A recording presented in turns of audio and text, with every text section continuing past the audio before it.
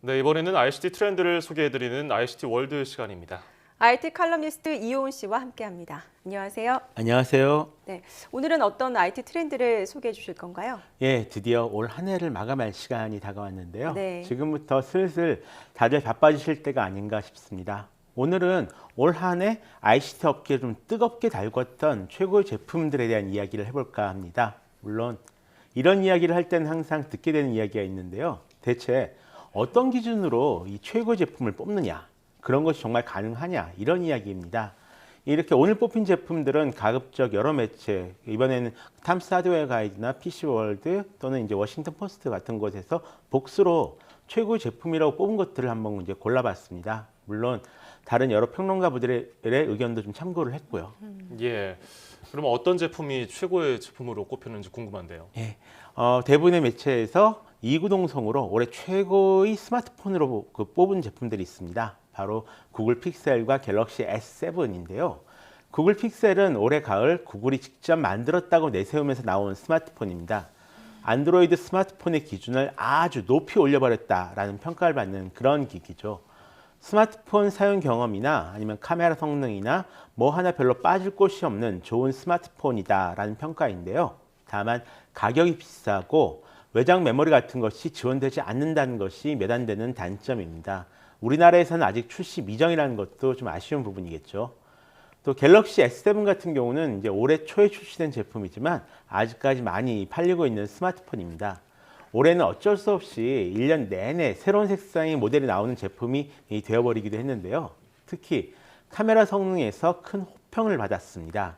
처음 나왔을 때는 이 카메라가 정확하게 찍히지 않는다라고 해서 좀 비판을 받았었는데요. 예. 카메라 성능으로 1년을 살아남다니 올해 좀 아이러니하죠. 어쨌든 이 두 스마트폰은 앞으로도 당분간 안드로이드 스마트폰의 기준점으로 이제 존재할 예정입니다. 앞으로 나올 고급형 스마트폰들은 누가 나오건 상관없이 모두 이 두 기기와의 비교를 절대로 피할 수 없을 테니까요. 그 밖에 중저가형 스마트폰 가운데서는 원플러스의 원플러스 3T가 좋은 평가를 받았습니다. 네, 스마트폰 분야에서는 구글 픽셀, 갤럭시 S7이 선정됐는데 예. 다른 분야에서는 어떤 제품들이 선정이 됐나요? 일단 ICT라면 역시 컴퓨터를 빼놓고 얘기할 수는 없겠죠. 예. 올해는 특히 이 매년 쪼그라들던 PC 시장이 오랜만에 좀 기지개를 켰다라고 말할 수 있을 것 같은데요. 작년에 비해 감소폭이 많이 줄어들 그런 전망입니다. 이렇게 성장하게 된 이유가 바로 게임이었던 만큼 대부분 게임용 PC나 이 노트북들이 손꼽혔습니다. 앞으로도 이 게임용 PC 시장만 매년 성장할 것이다라고 이제 전망이 되고 있는데요. 이런 게임용 PC 시장의 견인차 역할을 하고 있는 것이 바로 지포스 GTX 10 시리즈 그래픽 프로세서입니다. 가상현실을 제대로 지원할 뿐만 아니라 이전 제품보다 한 1.5배에서 1.7배 정도 성능이 향상되었고요. 가격도 싼 것은 한 10만 원대부터 있기 때문에 특정 제품은 이제 잠시 품귀 현상이 날 정도로 큰 인기를 끌고 있는데요. 당분간 게이밍 PC의 표준 스펙으로 자리 잡을 것으로 보입니다. 다른 한편으론 이제 MS가 올해 선보인 서피스 스튜디오 역시 최고의 제품 중 하나로 선정되었습니다. 일반인들을 위한 PC라기보다는 아티스트들을 위한 PC다라고 얘기할 수 있을 것 같은데요. 28인치 초고해상도 디스플레이를 갖추고 있으면서도 PC 자체가 20도 각도, 그러니까 이 제도판과 같은 형태로 눕는 기능이 있습니다. 그래서 편하게 그림을 그리거나 디자인 작업을 할 수가 있다라고 합니다. 예, PC 시장이 좀 숨 돌릴 틈을 갖는다는 게 굉장히 예. 인상적이네요. 뭐 드론이라든지 가상현실 분야는 특이한 게 없었습니까? 있습니다. 어떤 게 먼저 있습니까? 드론 분야에서는 이 매빅 프로가 있습니다. 예, 이 접는 형식의 드론이어서 휴대성이 좋은 것이 특징인데요. 스마트폰을 이용해서 조정하면서 최대 7km 거리에서도 작동한다라고 합니다. 비행 시간은 총 27분 정도가 되고요. 5개의 카메라를 내장해서 좀 안정적으로 비행을 할 수가 있으며 특히 이 작은 크기에도 불구하고 흔들림 없이 사진이나 영상을 찍을 수가 있습니다. 또 이 배터리가 떨어지면 자동으로 이륙 지점으로 되돌아오는 그런 기능도 갖췄고요. 가상현실 분야에서는 PSVR과 HTC 바이브가 좀 나름 치열한 접전을 펼쳤는데요. PSVR을 손꼽은 매체가 좀 더 많았습니다. PS4 게임기용으로 출시된 VR 헤드셋으로 별도의 PC를 갖추지 않아도 이 게임기만 있다면 바로 사용할 수 있다는 것이 가장 큰 장점이겠죠. PS4 역시 전 세계에 최근 이제 5천만 대 이상 보급되어 있으니까 내년 가상현실 시장을 좀 견인할 제품으로 기대를 받고 있습니다. 그 밖에 다른 제품들도 좀 여럿 거론되었는데요. 좀 많이 있습니다.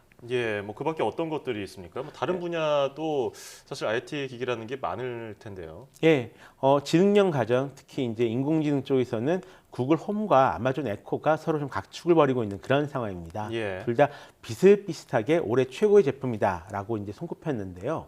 시장의 문을 열어젖힌 아마존이냐, 아니면 인공지능의 강자 구글이냐, 이 내년부터 벌어질 대결을 기대하셔도 좋을 것 같습니다. 또 이제 최고의 제품은 아닌데 재미있는 제품으로 뽑힌 제품들이 있습니다. 예. 이제 이 공중부양 전구 플라이트인데요. 충전식 전구가 떠 있는 것이 아니라 진짜 무선으로 전원을 공급받아서 불이 켜지는 공중부양 전구입니다. 예.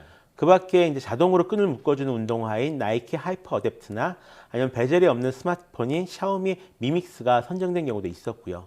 다른 제품들처럼 시장을 견인하거나 그러지는 못했지만 앞으로 나올 미래 제품의 좀 어떤 단면을 보여준다. 그런 평가를 받았습니다.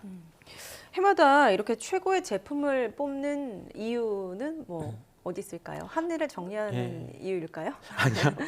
아무래도 이 선정된 제품들을 좀 보시면은 그해 가장 많이 팔린 그런 제품들이 아니라 소비자들에게 좀 좋은 가치를 제공해주는 또는 어떤 기기들의 미래를 보여주는 제품들이 선정됐다라는 것을 아실 수 있으실 겁니다. 아무래도 내년에는 이런 좋은 제품들을 좀 더 많이 만나보고 싶다라는 희망이 반영된 것이 아닐까 생각을 하고 있고요. 또 올해 뽑힌 기기들을 보다 보면 2016년 한 해에 스마트 기기들이 어떤 카테고리를 발전해 왔고 어떤 제품들이 지금 인기가 있는지를 이제 알 수가 있습니다. 예를 들어 올해 같은 경우는 이제 매년 손꼽히던 애플사의 제품들이 거의 보이질 않았고요. 또 예전에는 디지털 카메라가 많이 뽑혔을 텐데 올해는 이 디카를 뽑은 매체도 거의 없었습니다. 이런 좀 큰 그림을 그리시면서 보시면 재밌을 것 같고요. 일단 뽑힌 제품들 가운데 뭐 우열이 따로 있는 것은 아닌 만큼 재밌게 보시고 자기만의 최고의 제품은 올해 어떤 것이 있었는지 한번 생각해 보시는 것도 한 해를 마무리하는 좀 하나의 방법이 되지 않을까 싶네요. 1등, 1등을 나누자는 게 아니라 어떤 게 의미 있고 어떤 것들이 개발돼서 지금 나오고 있냐 이런 걸 한눈에 볼 수 있다는 이런 의미로 받아들이면 될 것 같습니다. 네, 지금까지 IT 칼럼니스트 이호은 씨와 함께 올해 베스트 ICT 제품들에 대해서 살펴봤습니다. 오늘 감사합니다. 고맙습니다.